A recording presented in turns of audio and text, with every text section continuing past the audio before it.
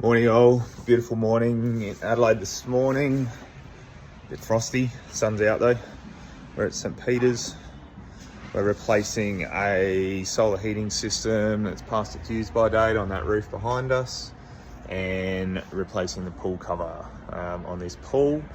We've got 5 HC30 Heliocol collectors going up here, a new Daisy 525 micron pool cover, and we're also doing a Dontek valve actuator system.